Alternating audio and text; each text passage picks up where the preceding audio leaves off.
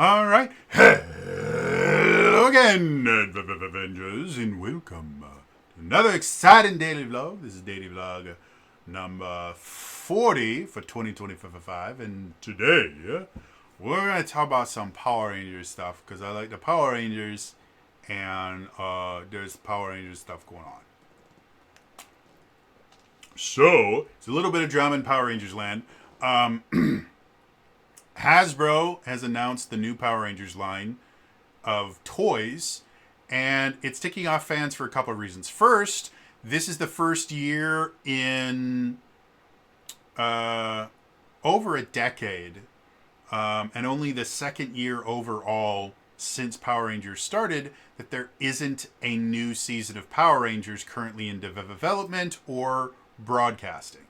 The last time this happened was after I think it was either Nickelodeon lost the rights and it went to Disney, or I think Disney lost the rights and it went to Nickelodeon, and they just rebroadcast the first season of Mighty Morphin Power Rangers with really bad special effects added on top of things. It is horrendous. So that's upsetting a lot of Power Rangers fans because it feels like Hasbro, after Cosmic Fury kind of did relatively poorly, Hasbro seems to be kind of really shitting the bed with the license. And another reason, there's quite a few here, Hasbro's no longer making the toys. They are, with a lot of their properties, they're now licensing them off to other companies. So the new ones are made by a company named Playmates, which is again upsetting fans because, like, you're a toy company. Why in the hell do you have to outsource your toy making? And the final thing that's upsetting fans is the new line of toys is called Mighty Morphin Power Rangers Reignition. And this is like the 275,000th time they have brought back the Mighty Morphin Power Rangers. And it's not like Power Rangers Once and Always, where they brought them back to kind of finalize their story, tell a new story using the same characters, anything like that. No, they are just making new Mighty Morphin Power Rangers action figures. And the action figures themselves look okay. They don't look amazing. The Legacy Collection, which came out, I believe, in 2018 for like the 20th or 25th anniversary. I believe it was the 25th anniversary. The Legacy Collection is still considered by most fans to be the best kind of reprint of Mighty Morphin Power Rangers stuff. And it was extensive. Like the Legacy Collection had the action figures, obviously, but they also had morphers and the weapons. Like the thing I have up there, that is the Lightning Collection, which wasn't as good as the Legacy Collection. But my old Dragon Dagger was a Legacy Collection die-cast metal Dragon Dagger. With full sound and everything. Like, it was a really high-quality product. The morpher that I have there is a metal die-cast Legacy Collection morpher. So the Legacy Collection treated it with respect, and they used really high-quality materials. They made really, really good stuff. And ever since then, it just seems like they kind of keep shitting out nonsense. And this happens everywhere. The comic series was Mighty Morphin Power Rangers. Despite the fact that it started long after Mighty Morphin Power Rangers was dead and gone, they decided to retell Mighty Morphin Power Rangers. The 2017 movie was Mighty Morphin Power Rangers. Now this new Reignition collection is Mighty Morphin Power Rangers. And again, Power Rangers has been around for 30 years. For about 25-ish, or over 30 years, for about 25-ish of those 30 years, there have been completely new casts, completely new Power Rangers, completely new everything. Up until they ended it with Cosmic Fury, Power Rangers had a kind of very wide breadth of lore and all these different people that have been a part of it, and the fan base loves them. With a few rare exceptions of Ranger actors doing stuff that's not okay. The one that I feel comfortable talking about because it doesn't involve like stealing money or murder or anything like that, which is a thing that former Ranger actors have done and have gotten in trouble for. But the kid that played Justin in Power Rangers Turbo, the only child Power Ranger that has ever been in the series to my understanding. Well, he grew up, and during Power Rangers Beast Morphers, which was the series just before Dino Fury, one of the characters was this nerdy kid that helped to develop the Beast Morpher powers in the lore. He helped to develop the Beast Morpher powers, and he created this new Robot Ranger. And he was developing a new set of Power Ranger powers that they were going to give to a new person to join the Power Rangers. But in the middle of him developing it, the bad guys come, they're trying to steal the powers. So the only thing that he can do is he uses the powers himself. And the thing with the Beast Morpher powers is once they're attached to a person, that's it. They can't go to somebody else. And so he became the new gold Beast Morpher Ranger. And the actor that played Justin went on this little Twitter to the tirade going, oh, this is really stupid. He, geeks can't be Power Rangers. Back when I was a Power Ranger, like I was a black belt and you had to be a martial artist to be a Power Ranger. And this kid is just some dorky actor. And the fandom ate him alive. They said, shut up, dude. Billy was a Power Ranger. Fun fact, David Yost, the character the actor that played Billy, was not a martial artist, but he was a male gymnast.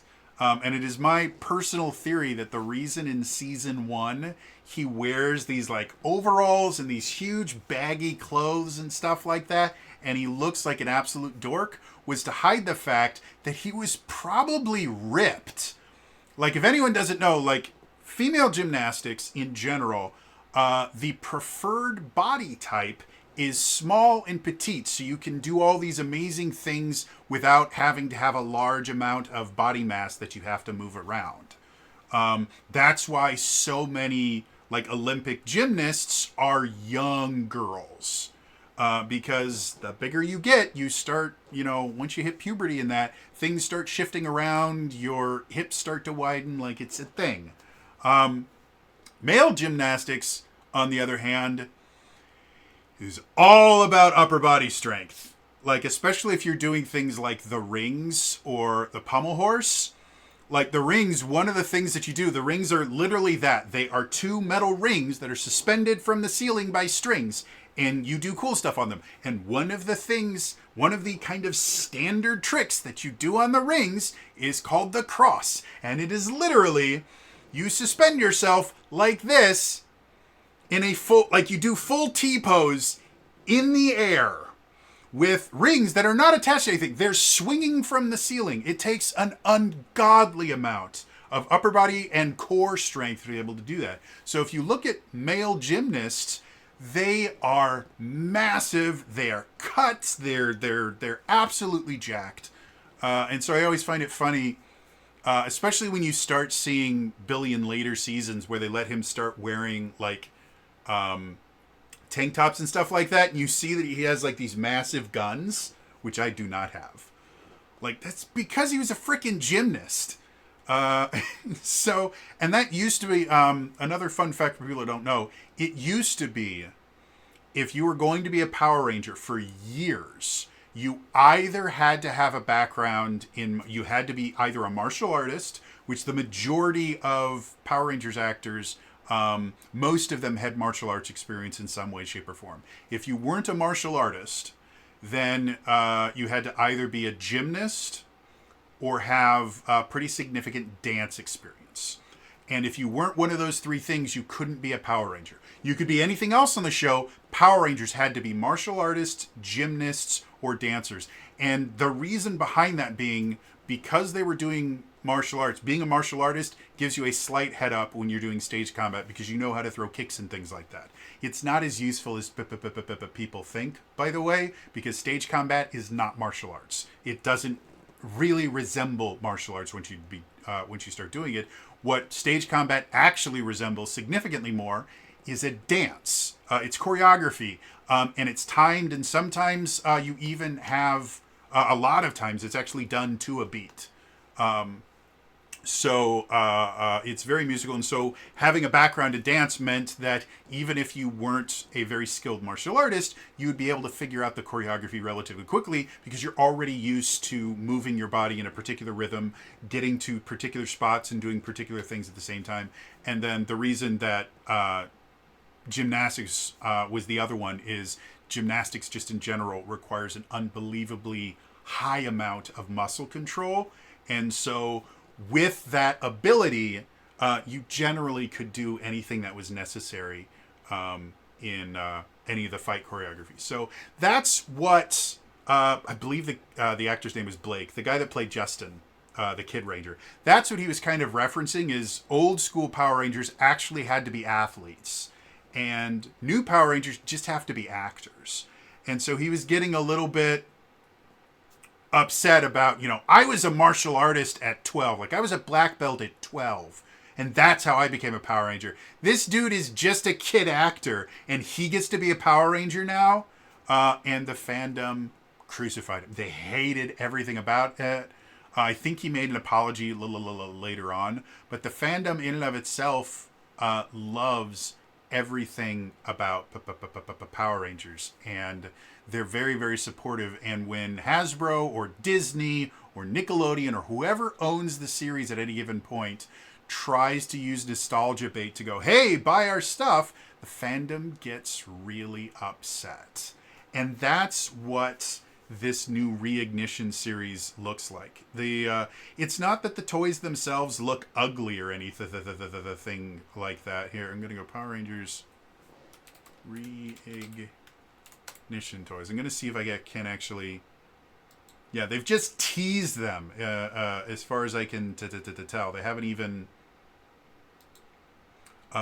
shown the full things, but they've shown silhouettes of the new toys, and I mean the silhouettes, they look like toys, which is okay, but this again feels like a cheap kind of cash grab that first of all is not going to be reinvested into Power Rangers for us getting a new series or anything like that. It's not acknowledging anything in the franchise that hasn't been acknowledged about 1 billion times over. Even when we look at stuff like the comics, which still, again, was very Mighty Morphin Power Rangers focused, the comics took such a reverence to the series itself that they treated all the characters with the utmost amount of respect. During the Shattered Grid storyline, which was another 25th anniversary thing, they brought in characters from a bunch of different Power Rangers. This is a series, and they treated them very, very well. They brought back Power Rangers Hyperforce. Was a part of that, which was considered for a long time to be this kind of acknowledgement of the fans itself, because the people that got to be Power Rangers were people like Megan Caminero, the Strawberry 17. I'm bad. It's hard to say words. And like Andre the Black Nerd, who had been covering Power Rangers stuff for years on his YouTube channel, gets a call from, I'm assuming, Zach Eubank, who still runs Hyper RPG, which is now, I think, just Hyper. and he got to become a Power Rangers. They brought back Paul Schreier, who was the who played the character of Bulk for like 5 or 6 years, and then came back in Samurai to play him again. They brought him on to play a brand new Kika character. Like Hyperforce, from the fan perspective, was just this kind of love letter to Power Rangers, made by Power Rangers fans. Zach Eubanks, a huge Power Rangers fan. I believe Malika was as well. All the people that were playing, aside from Vesper, that I can't remember the actress's name right now, but she's a voice actress and does lots of really amazing stuff. She I think was the only person that was not like a mega Power Rangers fan. And the character that Andre played, the Blue Ranger, that I can't remember his name right now, was an actual fan of the Power Rangers in the continuity. Like they were playing future Rangers, and he was a huge buff on Power Rangers history. Like everything about that was this acknowledgement to the fans and everything, and this just feels like kind of a slap to the face of the fans of, oh, we know that if we put out the thing that was the most financially popular, that you will give us more money. And yeah, Rangers are starting to get Ranger fans are starting to get really, really upset, because there's so much other amazing Ranger stuff that they just seem to ignore. Dino Thunder is a really well received season. It holds up today. Like you can watch it today and not feel like, oh, this is a really bad kids series from the early 2000s. It's great. It's fun. I didn't watch Mystic Force until I was an adult, because I had this period of time where I was told, you're too old for Power Rangers. Adults don't enjoy stuff like that. And then I became an actual adult and realized that I'm allowed to like whatever the fuck I want. And so I went back and I watched Power Rangers Mystic Force. It is still my favorite season, aside from maybe Mighty Morphin Power Rangers, simply because it was my first, and I'm also a big fan of Power Rangers in Space because it was amazing. But my top 3 seasons are, in almost any order, Mystic Force, Space, and season 1 of Mighty Morphin Power Rangers.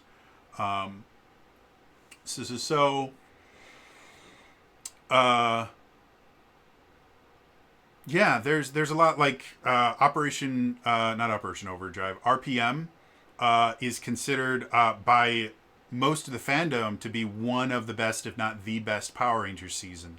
Time Force is considered, again, by the fandom to be one of the better, and it generally kind of vies for the top spot with Power Rangers' RPM. Megaforce and Super Megaforce, we don't acknowledge exist. And then when we start looking at later stuff, like Beast Morphers was pretty well received. And then the first season of Dino Fury was pretty well received. Second season started going down, and then Cosmic Fury just felt like they gave up. Instead of a full 12 or 24 episode run like most Power Rangers would get for a season, they got, I think it was 6 or 8 episodes that felt extremely rushed. Every single time they used the footage from the series that they used footage from, it was like maybe 2 minutes of the show of them forming the Megazord and then attacking something and then fucking off to do something else. Like, it just really wasn't well done in any way, shape, or form. And that's how Power Rangers ended, with this kind of throwaway mini-series that felt like a slap in the face to the fans. Even though they did things like they brought back Billy Cranston, which was great. And he's the original Blue Ranger. And they had some cameos from like Mick Canick, who was the mentor for Power Rangers Ninja Steel, which is another one of my favorite series, but it's mostly because I really like Peter and Yoshi Sudarsu, who were... Peter was the Blue Ranger in Ninja Steel, and Yoshi was the Blue Ranger in Dino Charge, in Super Dino Charge. But yeah. So anyway, I just wanted to talk about how I'm not particularly fond of this either. Who knows? Like again, the only thing that has come out thus far is silhouettes of the original Mighty Morphin Power Rangers action figures. If they make new morphers, I might pick up a new morpher. Like, don't get me wrong, I love my morpher that I've got there, but it's old. I lost when I got that morpher. It actually came with a White Ranger coin and the Green Ranger coin. I haven't the foggiest idea where my White Ranger coin has gone. I think I lost it during the move, but I still have my Green Ranger coin. But the last job, another fun fact, the last job that I worked, which only lasted, I think, 5 months because I started having like complete mental breakdowns. I also found out that the company was violating labor laws left and right. And when I brought this to their attention, they tried to have me fired. So that didn't help. But when I was having panic attacks literally every day that I went into work, I would bring my green Power Ranger coin with me and I'd keep it in my pocket. Whenever I would start having panic attacks, I'd reach into my pocket and just hold my green Power Ranger coin. And I knew it was silly and stupid. This was a children's toy, but it just made me feel a little bit better and helped me get through the day. So I'd love to be able to have another Mama Morpher. I'd love to have other morphers. Like I always wanted a Zeonizer. The Zeo Ranger morphers would go kshing. Or the Gold Ranger. I have a Gold Ranger staff on my Amazon wish list. I'd love to have an actual Gold Ranger staff. I still want to get a Power Rangers helmet, specifically the Green Ranger helmet from Mighty Morphin Power Rangers. So if they actually put the time and effort into these to actually make them something that the fans actually want, as opposed to just, hey, we know that you'll pay us if we do this, I'll be happy. But I'd be even happier if they started acknowledging the literally dozens of other Power Rangers as a series that they seem to completely forget exist. Because there's a lot of good stuff out there. And again, the fan base is 100% supportive. Even the seasons that the fans didn't like as much, they will still support like the people involved in it. Like, again, Megaforce and Super Megaforce are kind of universally looked down upon. But the Yellow Ranger keeps coming back from Megaforce to Super Megaforce, keeps coming back in cameos and goes to Morphicon and stuff like that. And the fandom loves her because, she doesn't treat it as her little dirty secret. She's proud of the work that she did on Power Rangers, and the fans love her for it. I think one of my favorite fan experiences that I wasn't involved in, but I heard about it through Andre. The year after Hyperforce happened, or premiered, Andre was at Power Morphicon because that was part of his YouTube channel. Is he would cover Power Morphicon, which, if anyone doesn't know, it's a Power Rangers convention. He would cover Power Morphicon every year, and he actually interviewed the cast of Power Rangers, I think every year, starting from, I know he did Megaforce when they first did that, and I believe he interviewed almost every cast for like 3 or 4 years. So he was a big part of the Power Rangers fandom. That was one of the reasons why everyone was so thrilled when he became part of Hyperforce. But the thing about Hyperforce is they were, it was a tabletop RPG that was it's officially canon according to Power Rangers itself. Like, it's officially canon. It was a real thing. It's counted as, even the Power Rangers YouTube channel a while ago, they put out a compilation of every single Power Rangers intro, and Hyperforce is one of the intros in there. But all the cast kind of all were just an internet show. It's like that. And so Andre is going around and doing the stuff that he's supposed to be doing at Power Morphicon, and one of one of the people that's helping to run Power Morphicon goes, Andre, we need you now. And he goes, what? He's like, oh, it's the Blue Ranger panel. He's like, oh, do you guys not have like a moderator or something like that? They go, no, you're a Blue Ranger. You need to be up there with the other Blue Rangers. And sure enough, he comes in, he gets a huge round of applause. And the thing that was so cool about it is there's all these other Power Rangers, Blue Rangers actors. I think there was like 10 of them on this particular panel. Every single one of them kind of welcomed him over. Hey, welcome to being a Blue Ranger. Despite the fact that he wasn't a martial artist, he wasn't a gymnast, he wasn't a dancer, he never had to wear the suit, he never had to fly to New Zealand or shoot in the California sun. He never did any of the things that all the other actors had to do. He just played a tabletop RPG. But the rest of the Blue Rangers, because he was a Blue Ranger, welcomed him with open arms.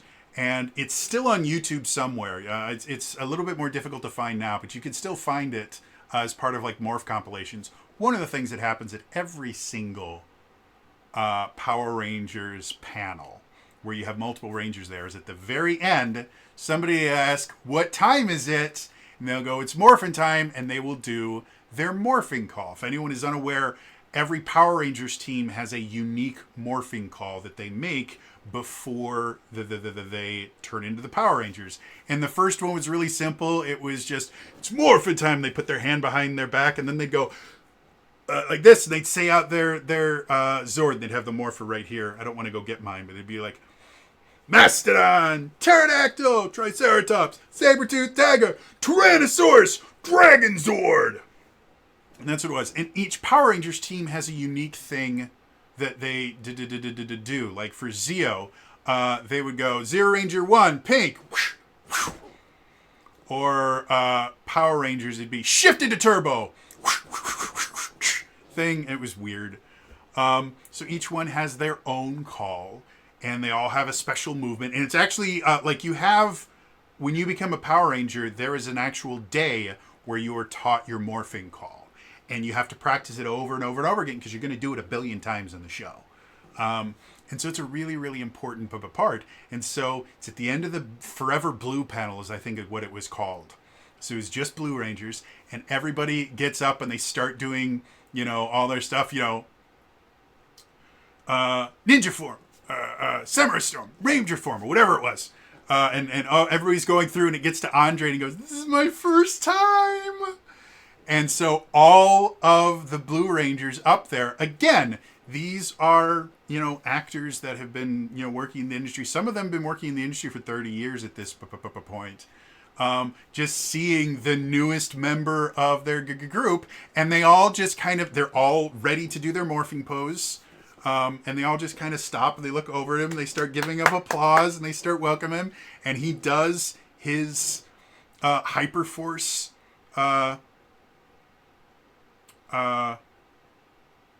his Hyperforce morph. And everybody, like the entire crowd just stops. Because normally what happens is everybody does their morph, and then the next person goes, and the next person goes. And at the very end, everybody applauds. But after Andre, everybody stops, and there's this huge round standing ovation for Andre having his first morphing call with the other Blue Rangers. And it was such a touching thing. And it just goes to show you how much the fandom loves Power Rangers. Andre's character was the fandom self-insert. Like, that character specifically was designed to acknowledge the fandom itself and how important the fans are to Power Rangers. That's why they were a Super Power Rangers fan. That's why they were portrayed by one of the biggest Power Rangers fans on YouTube. Like, it's what it was. So, yeah, I just wanted to talk about Power Rangers stuff because I like Power Rangers. What are your guys' thoughts? Do I have any Power Rangers fans that are upset about the Reignition Collection or excited about the Reignition Collection? And if anyone's still watching this, what is your favorite Power Rangers season? Let me know in the comments down below. Always, again, that's all for me. I will see you guys in the next time. All right? Bye-bye.